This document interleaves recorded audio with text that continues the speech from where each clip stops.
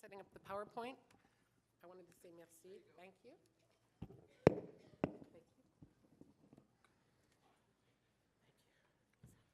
Yeah, I'm not going to sit the whole time or the camera guy will kill me. Okay. He told me. Just getting my bearings, everybody. Bonjour, good morning. Thank you. Okay, so you can't see everything I can see, but you can see what I want you to see. That's good. Okay, so first things first is to say that no, the title of my talk is not Understanding the Response Needs of Women with Disabilities Who Are Victims of Violence. That was because Tracy and her team made me come up with the title 6 months ago. And so the title of my talk is 30 Years of Leadership, Partnership, and Networking, and What Now? And really what this is today for me is a conversation with all of you. I'm a little nervous. This is one of the biggest events I've done a keynote at, so I have to say I'm a little nervous, but I'm in a room full of friends. I feel that. So like I said, if I flub up, I feel okay with it here with you guys. And so I'll go to the next slide. And auspicious, okay, so today is an auspicious day. My first words and thanks are to the Musqueam people for allowing us to work together today on these lands. And of course, next to Tracy and EVA BC for bringing me here to this conference to address you today, and to say thank you to Tracy for your leadership, and thank you to EVA BC for your partnership. That I stand here before this incredible room filled with women and men who are the warriors in our collective fight to end violence is indeed auspicious. Why do I repeat that, and why do I have this screen up here? Because of what we heard yesterday from Tracy, from Sue, from Norm, from Shamita. We're all clear on what we're after and why we came together today, and it's because we all want to end violence. And I put up the definition of auspicious, not because I don't think any of you know, but because I keep using this word because I really do think that what Tracy and her team have put together here is conducive to success, and I think that's what we all feel. And so it's also behooves me to say, of course, that I was working on this PowerPoint up until about 6 o'clock this morning. And that I was able to stick this slide in. This slide is up here because it's my Make My Point slide, and it's available in our resources. But it's really around talking about something that I think is really important in case people here don't know, which is that the largest minority group in the world are women with disabilities and deaf women, at 500 million. The largest minority group in the world. And here's Dawn Canada, and a handful of other women's organizations across the world that are really focused on this work. So I think that underlines the problem and the scope of the problem, the enormity of the problem, and the importance that it's important that we all understand that we have a collective responsibility towards addressing that problem. This slide is with respect to a really important resource that I want to really encourage everybody here to go to as soon as they can, in terms of something concrete that you can put your hands on and share. And it's a resource that we produced last December with our partners at Western Ontario Centre for Research and Education on Violence Against Women and Children. There's a whole bunch of stuff. Particularly important is that we've got YouTubes, including sign language, ASL, and LSQ.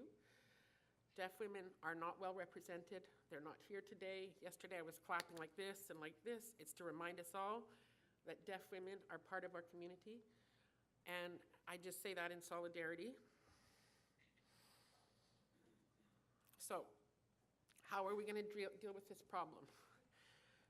As they said earlier, I started in 2007 at Dawn Canada, and when I started, I was in the basement. They gave me a little space in the basement.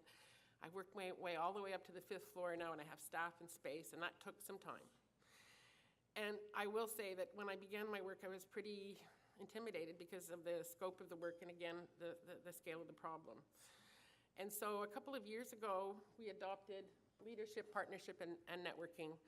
And it's not just a cute slogan, it's a mantra for me. It's how we do our work, and it's really critical. And again, to speak to something that I promised I would say this morning and point out, is that I'm wearing a pin here. It's a Cup W pin, and it's about the postal workers and saving home delivery. There's a lot of reasons, obviously, that we think this is important. In part, it's to stand in solidarity with labor and the labor movement across this country, but it's also, of course, because of the huge impact this is going to have and continues to have on people with disabilities. Yesterday, I wore my Remembrance Day pin, and I wore my pin to remember Sue because she gave me a pin that I wear with pride around the work we've been doing on victims of crime and justice.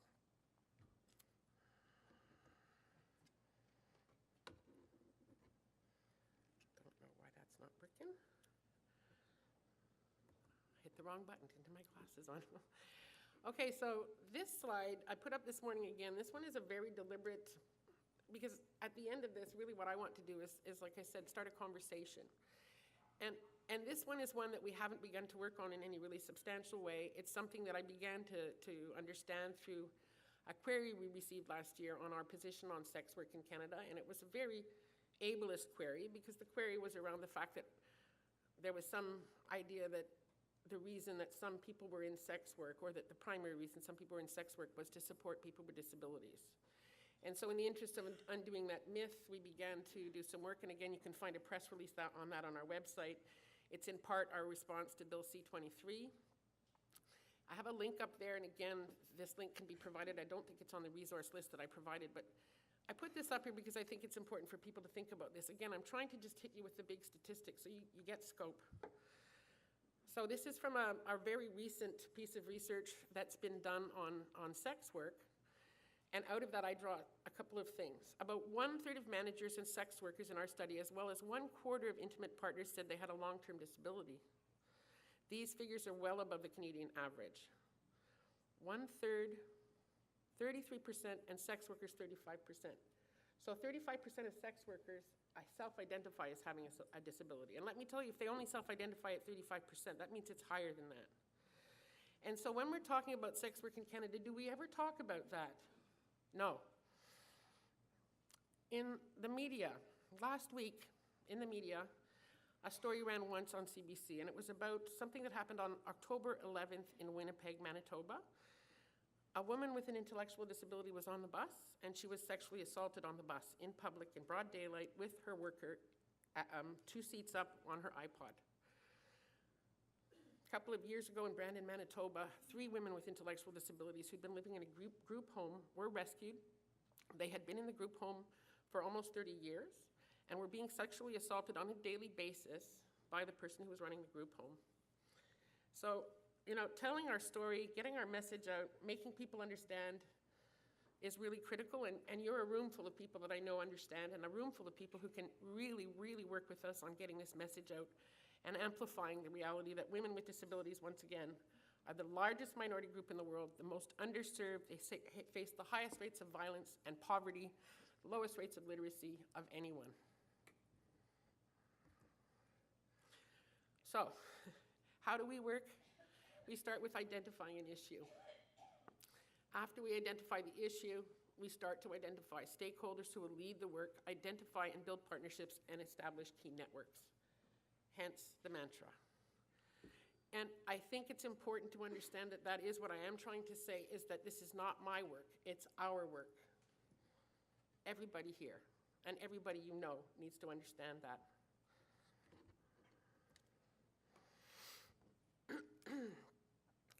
So up here are a couple of examples I wanted to share with you of different work that Dawn has done over the years. Some of it I wanted to acknowledge particularly because we're in British Columbia. I wanted to say particularly to all of you that we always remember and hold in great regard the work that Joan Meister did. She was one of the most important leaders in our movement, and to this day, she stays close to me. I feel her on my shoulder.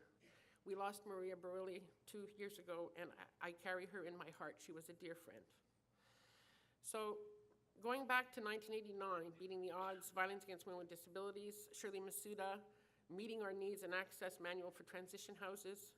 Again, Shirley did Don't Tell Me to Take a Hot Bath, Resource Manual for Crisis Workers. So I can tell you that although these bodies of work are not available digitally yet, and I hope to have them available digitally, and they do need to be updated, they're still relevant, and the content is still the same, and the story is still the same, and the issues are still the same. I think that's an important point for us to think about too, and I think it's very common to all the VAW work that everyone here is doing.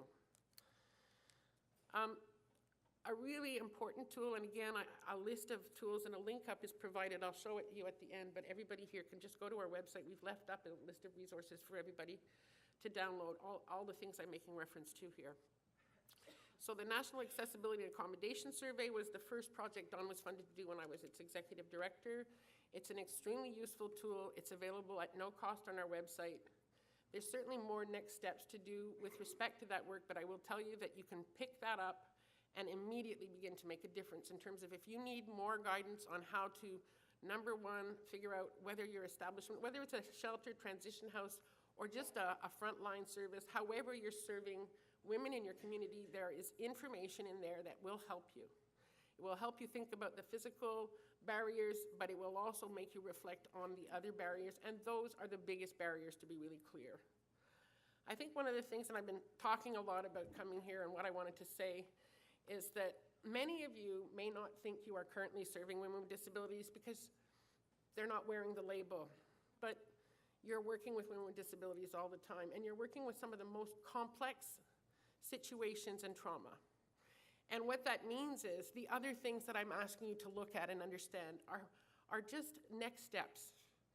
And to understand, too, that in terms of the work that Dawn is trying to do on a strategic level, it's engaging the Office for Disability Issues. It's engaging Status of Women Canada.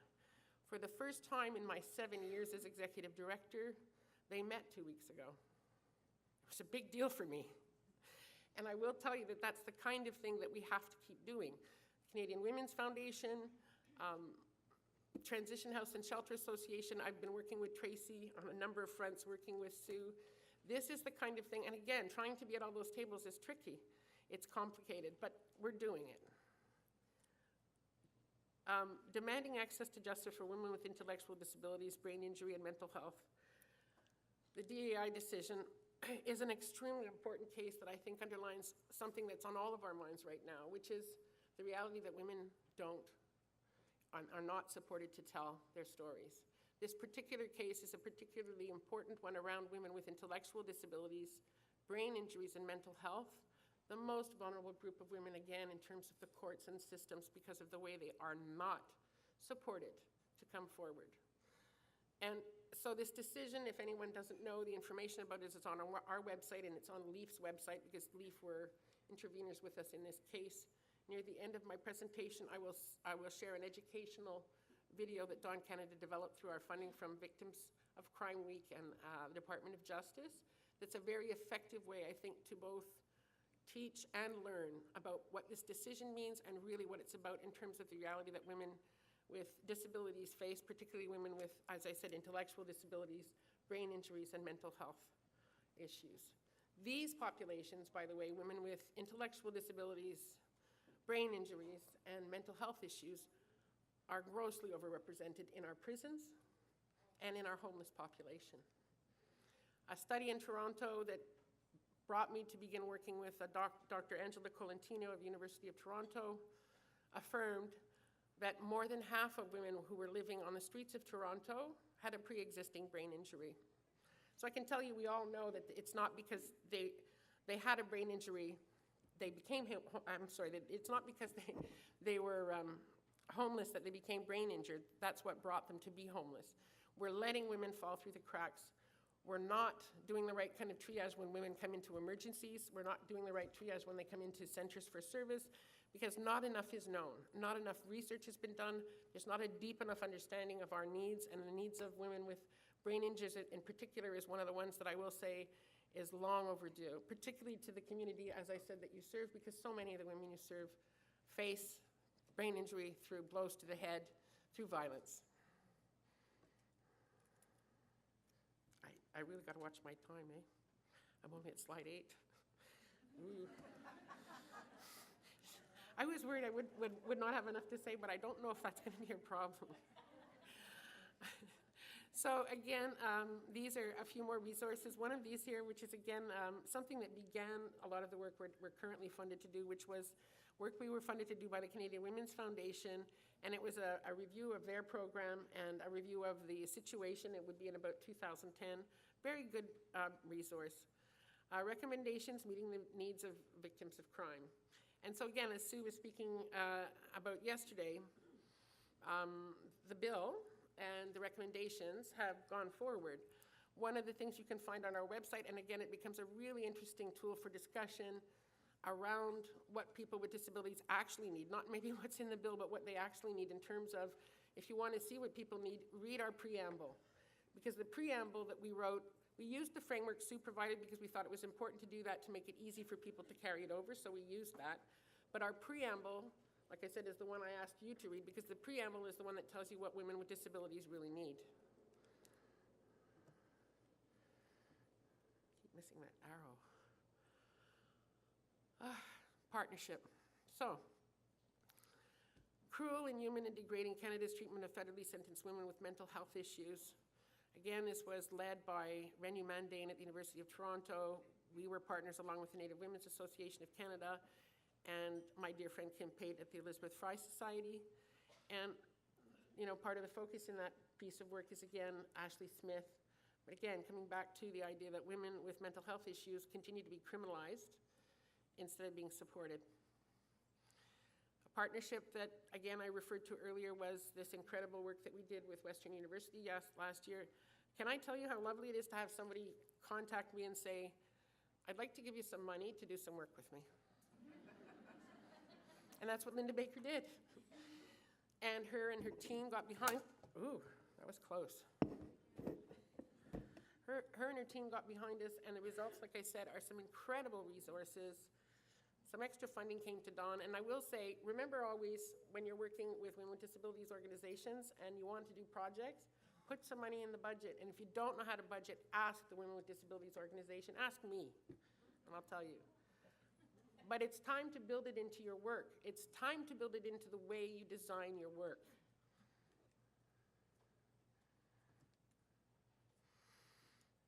So, a little piece of fun from pulling out something I'd really like everyone here to think about is that one of the things that we drew out in that piece, and again, if there's any academics in the room, there's 2 learning briefs that were designed for this. They're extremely helpful when you're working with new people.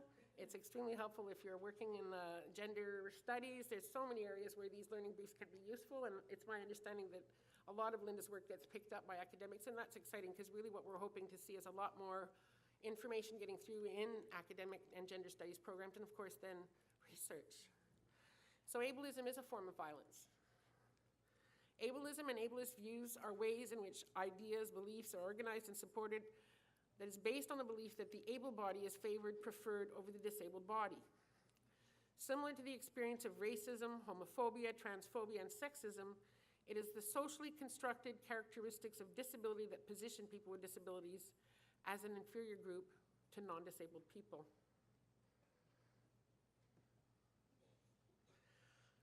The definition of disability.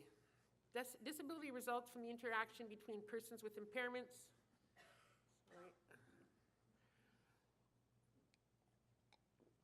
conditions or illnesses, and the environmental and attitudinal barriers that hinder full and effective participation in society on an equal basis with others.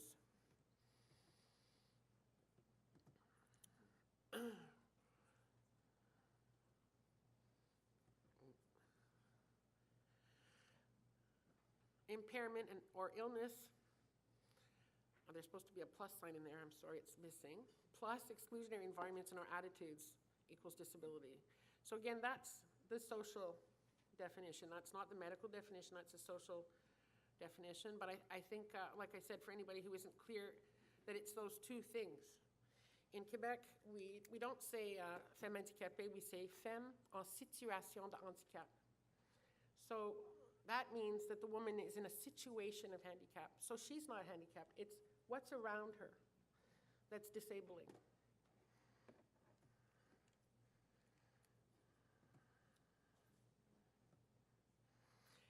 And what I want to say, and I think it's very much around what I wrap up with today, and to ask you to hold on to this idea, is that disability is an evolving concept, as are human rights.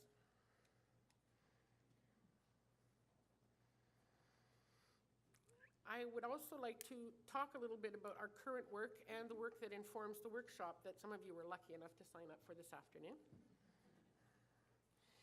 And that's because we're in the middle of something that I consider to be probably the most important work that Dawn Canada could possibly be doing, and that all of us can be doing, because it's, of course, about people who work in communities, and that's who all of you are. And that's what In Focus, our partnership, is. And In Focus is an approach. Ellen Pence was mentioned yesterday, and the woman who designed these projects is a woman named Doris Rajan, who's done a lot of work in both the South Asian women's community, but has also worked with Dawn Canada and women with disabilities for a long time. And so I think what we can all understand then is quite clearly women like Ellen Pence and the kind of conceptual work she began needs to be carried forward and is being carried forward by many important academics and community leaders and project designers such as Doris and organizations like Dawn. So partnership, In Focus, bringing people with disabilities into the picture. Our lead organization and partner in this is the Canadian Association for Community Living, and it was an important decision for us to make, because I would say historically women with intellectual disabilities, in terms of my community, the disability community, have always been set apart. I find that very problematic. It's not right. Inclusion is inclusion. It's not inclusion but inclusion, it's inclusion. And so we needed to learn more about women with intellectual disabilities and their needs. And I would say, too, that what's important to remember is that the vast majority of women with intellectual disabilities have a mild intellectual disability that's not self-identified, and she won't wear that label. So it's important to remember that, too, that, outside of what we're talking about with CACL, who predominantly work with families, there's People First of Canada, but there's also this other community of women with mild intellectual disabilities or learning disabilities who have many of the same problems and encounter many of the same issues.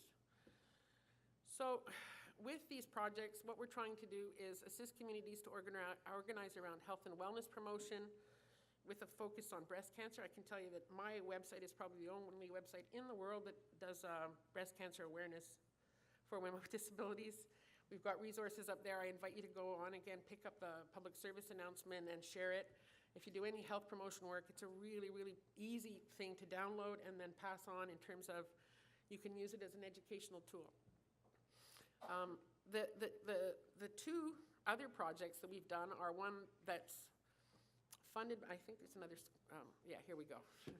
So there's 3 funded projects we've rolled into one initiative, and I would say that the universe just somehow was really looking out for Dawn Canada, and we miraculously got funding from the Public Health Agency of Canada, the New Horizons for Seniors program, and Status of Women Canada. All the applications were focused on this approach that I'm talking about, and all 3 were funded in the same cycle. So we've had these 3 initiatives going now for almost, for just over 2 years. One of the ones that I described is, again, the one funded by New Horizons for Seniors program, is preventing and responding to elder abuse in the lives of people with disabilities and deaf people. And again, this is early work. 2010, I was on an advisory committee at the Office for Disability Issues on abuse of older people with disabilities, and that's where I met Doris. And that's how this started, because she was on the committee as well. So, as I said before, the approach draws on Ellen Pence's work on institutional ethnography in the form of safety audits. We've been working in one demonstration community in each of the provinces and territories, one implementation process that integrates the 3 projects in these local communities. And I don't want to spend too much time on it, but I do want to say that, really what it's been about for me is finally figuring out how it works. When I started at Dawn Canada as the executive director, I thought, oh, I'm the national executive director. In reality, I didn't know anything. And the most humbling experience I've had is understanding that it's all about grassroots. It's all about what you learn about in communities. And that this notion that there's something up here called national and then there's everybody else is nonsense. It's the other way around. It's anybody who's at the national level who isn't informed by the people they work with in communities is just full of crap.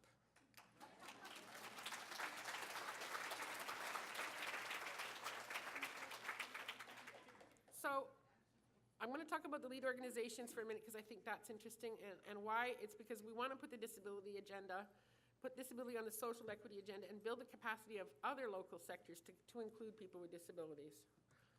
So this is just to give you the flavor of these projects and how much fun and exciting it is to see this kind of thing beginning to take hold.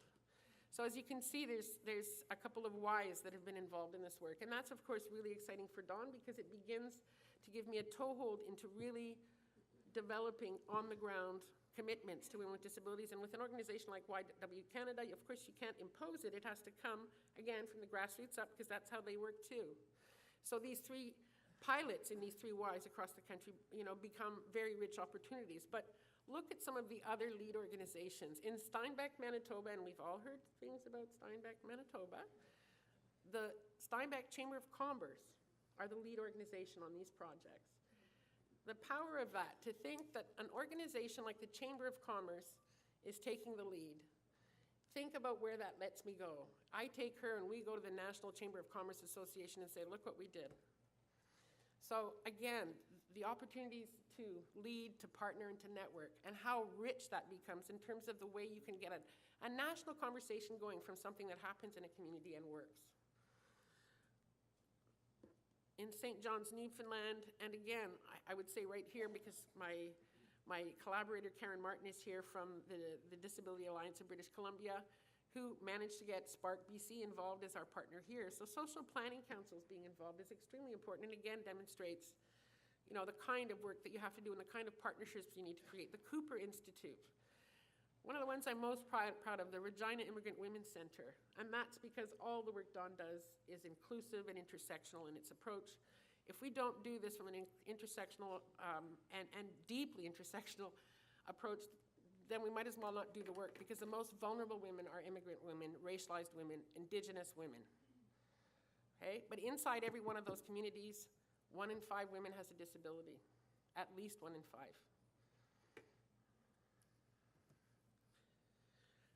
This is the cover of Our Health Matters, which is one of the outputs. We finished the Public Health Agency of Canada project, but as I said, there's some great resources on the website and information on Our Health Matters, which we are developing into a full-fledged program now. So what are we trying to accomplish? To raise awareness about the issues at the local level, to other population-specific groups and nonprofit organizations. We're trying to identify, examine, understand, and reach the breadth of diversity, to learn how to establish a local infrastructure.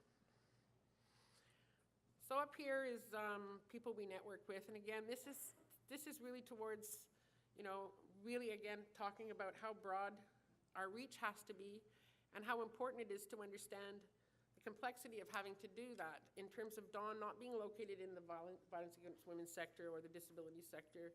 Because of this broad community and who we are, it's about really being able to reach into every community and make every community and every sector understand that these silos we're working in are hurting women with disabilities. We're not serving them, and it's because of that siloed thing. I think everybody in this room is really clear on that, so I don't think I have to hit home on that one with you guys. How much time do I really have? 22 minutes. Okay. I'll give you a sign at 15. Okay, good, thanks. So again, in terms of some of the work that I was mentioning before, the Acquired Brain Injury Women and Girls Working Group is a really exciting initiative that I will continue to share resources around and continue to promote. So again, if you become involved with our network, you'll always be able to keep up on these things.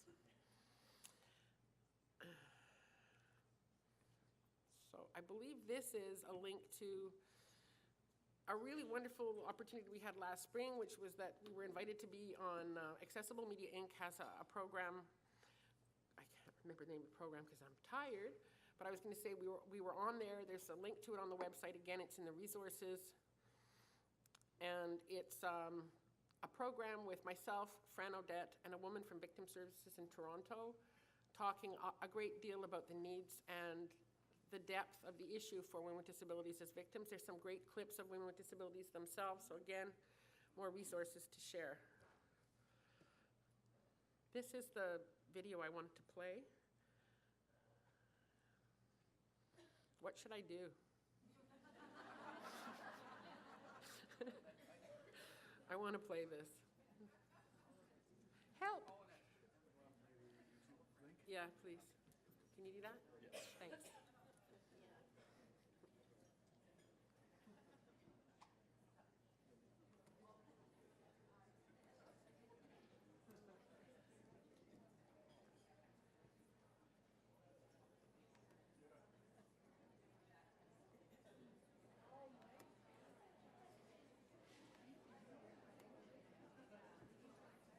getting it. People don't stay quiet very long, do they? No, they don't, do they? I don't know why.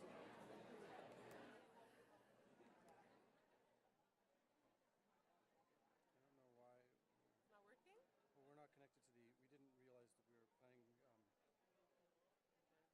We didn't know that we were playing a video and it's part of your presentation. I'm We sorry. got I know. a little bit I'm not- thrown off here this morning with this. Sorry, Tracy. Okay. If it's not going to work, I'll just keep talking. I don't know. Go like to my room and download it onto my laptop and bring it back on a USB. If you could, I don't know. It's on YouTube. It's I don't have it on the stick, but it's I on don't our think- website. We're not connected to the internet at the moment, and Yeah. I have to log in. But we're just doing this, you know. We didn't. We did pay for internet here. I know, but see, the thing, it's just not about the. It's. I know I don't have internet connection. It's I can't. Yeah, I gotta get to the login page. It's not Okay, letting. well, look, if Tracy's able to, Look, it just. Look, you can see, take my laptop right out of my bag even. Yeah, but we can't display it to your laptop. No. Okay, see, additional login So required. if we can't play it, we No, can't click play on it. Safari. You guys, if we can't Export. play it, I don't Yeah, want you to. yeah. What? And then refresh. I'm going to Just lose this close room. this I'm out losing the and room. go to the other one, Firefox. Yeah? Just Good close Lord. this. Lord, good God. Okay, minus that. Just. Oh my God. Just minus this. Okay. Yeah, open up Firefox.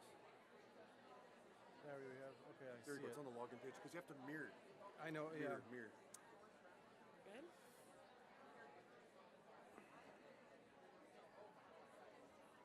They don't get a break. They're taking a break now. They don't get a break. Talked all over. Okay, thanks, Tracy. I'm so sorry. This is my fault for not, because I had to do this last minute. I'm sorry, dude. That's okay. I think we're almost there.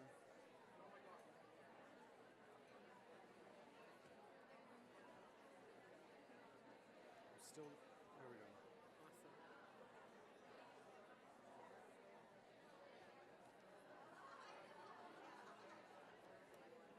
And you can press play there. Press play. Shh.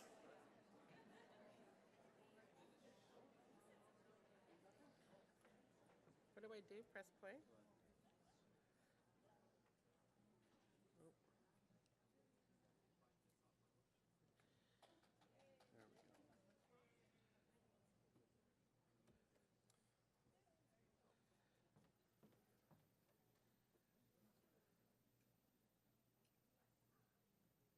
There's no mouse. How do I press play?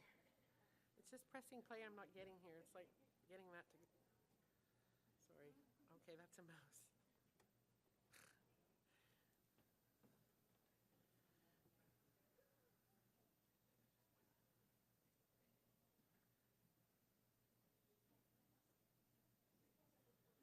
What?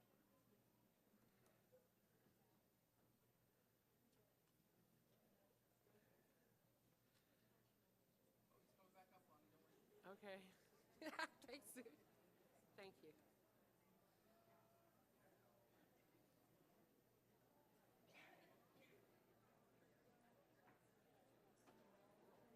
It's just not loading.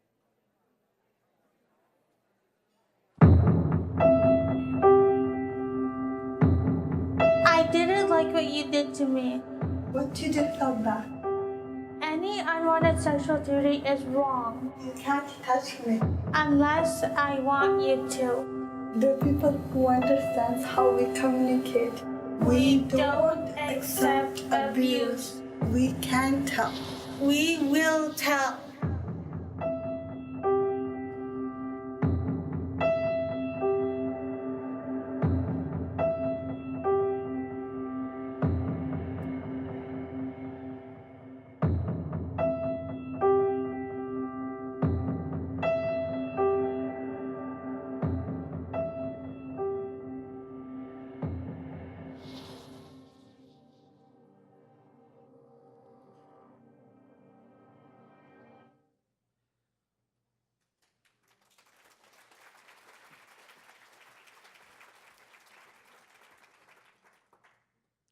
we say thanks to Sue, too, and to Victims of Crime Week for that, because they funded it. Thank you. Just get that back to full screen. Oh, now I'm at the beginning. I need to get to...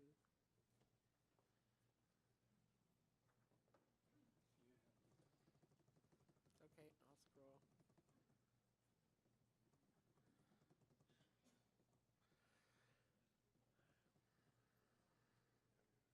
Good. So, again, something that, first of all, thank you, and I'm sorry about the delay. You have a shorter break because of that. So leading by example, and I will say that I think that's one of the things that Dawn has worked the hardest to do, because inclusion isn't easy. I know it's not easy, and I know it's hard for you to do it, and I know it costs money, but you have to find the money, and you have to find a way to do it, because you can't leave anybody out. That's what we all have to agree. Nobody gets left behind. So, you know, I'm very proud of the work, like I said, we've been doing with First Nations, Inuit, and Métis communities. The focus on immigrant and racialized women in particular, and Indigenous women, is so key to our work and to everybody's work here, so we all understand that, and we stand in solidarity on that. But I want to say something else. C'est très important, même ici en Colombie-Britannique, we have to work in both official languages. I know that's especially hard when you're outside Quebec, and I did locate our office inside Quebec because I knew it was the best way to do it. You know, we're in the Maison Parent-Rabac, and you guys, you know what that is? It's a feminist collective. So my national head office is located in a building owned by a collective of women's organizations in Quebec.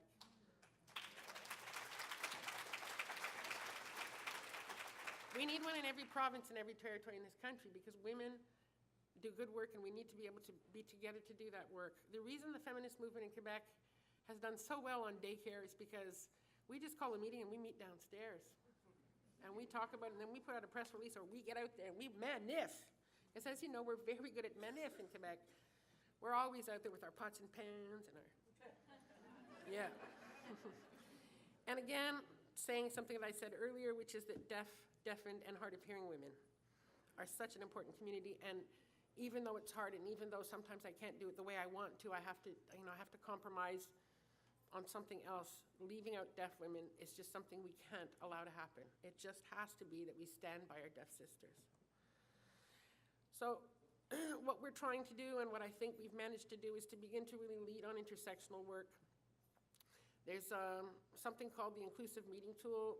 It's available on our website. You can download it for free in French or in English, and if your community group do it, if you've got money, buy it from me. But if you need to take it for free, take it for free. We actually launched that tool and did a really wonderful presentation at a conference right here in Vancouver. I don't know if anyone was at the Intersectional Conference, but we were there. And a bold vision, well, that's another way that I'm trying to just push it out there, because that was quite an experience for me. And I will say, I was really honored to go. But I was really relieved when I actually sat down and worked with all these women, because it turns out they're just the same as us.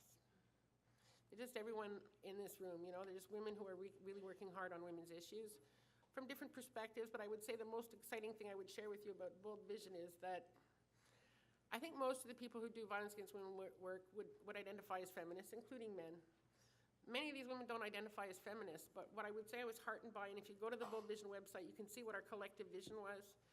But the most encouraging thing about that for me was that even for the women who don't identify as feminists, they actually are. They just don't want to wear the label. And that's so important for us to understand, that for the conversation we have to have with other women, we don't force that label on them. Just let them be drawn into what we know is important. And you will see if you look at, like I said, what we came to.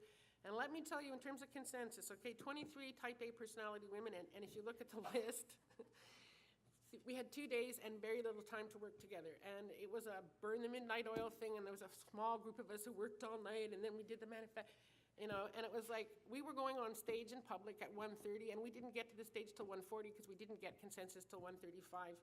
But we got consensus. This is the intersectional tool. Again, you know, what's so important about this tool, and it's so wonderful, is that what it's grounded in is a really intersectional approach. There's really great tools for particularly accommodating women with disabilities, But it's about, how do you make sure everybody gets to the table and who needs to be there? If you're doing community work, how do you do it in an inclusive way? Well, this is something that I think will really help you. If you're interested, it's possible to arrange through Dawn Canada and through our local representative, through Karen, to have a workshop or a webinar. So this is the kind of thing, like I said, if you're interested in, just get in touch with either Karen or myself. So what's our commitment for the next 30 years? It's to continue to develop tools, resources, and curriculum.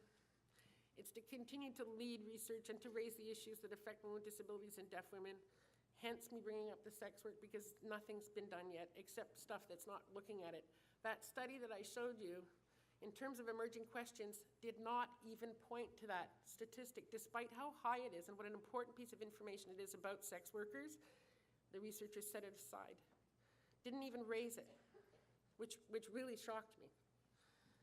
Continue to engage and support others in leading. And really, like I said, it comes back to Tracy and EVA BC and to all of you, to Sue, and to all the people who continue to lead with me and to partner with me and with Dawn Canada and with other women with disabilities and deaf women across this country. And I will say, I'm very proud to say that, yes, next June, we'll be celebrating 30 years of service to women with disabilities in Canada. We can clap for that. It hasn't been easy, and it's not easy now, and we're not well funded. And so there's one more slide that's the resource slide, but this is the one about the conversation. And really, like I said, it was something that came out of an abstract we were developing with a colleague of mine at Carleton University, Roy Haynes. He's a professor there, and next spring, he's going to be leading with myself, and actually Sue will be there, a panel. Because one of the things that we're beginning to understand is that violence is affecting women with disabilities. Violence is affecting women in many ways that are not always evident right away. And I think one of the things we all understand here is that there are many things that are happening to women and to their bodies that are related to the fact that they are not supported. I didn't talk a lot today about the work that I've been doing through the Episodic Disabilities Network, but I can tell you that if you start to add in episodic and chronic illness to disability, and you begin to understand how deep that is, you begin to understand that what's going on is that women have been put into the workforce without the supports they need. So without daycare, without some understanding of the fact that women are caregivers across the continuum of their lives, we are going to continue to see health problems and disability and chronic illness emerging in women and their bodies. So it's important, and like I said, it frames what I'm putting up here as something to leave with you, to think about and to understand is really what the next 30 years need to be about, 30 years and beyond. So today, as leaders and partners, I ask that we work together and begin the deeper work, connecting all the factors that contribute to the overrepresentation of women with differing abilities in a range of post-traumatic states. And I use post-traumatic states because we talk about post-traumatic stress, but post-trauma manifests in many different ways in women. All of the things we've been hearing in the media over the last few days about women coming forward, women not being able to speak, all of these things are affecting women on such a deep and profound level, and so many women are living violence in some respect. All of the manifestations of the physical, sexual, emotional, and systemic abuse which all women experience. And these are the resources. And like I said, I'd actually just like to leave whatever time is left to engage with anybody here who would like to talk about what I spoke about today, and just to say thank you again to all of you for what you continue to do and for anything you will do. Oh, 1 minute left, so here we go. Thank you.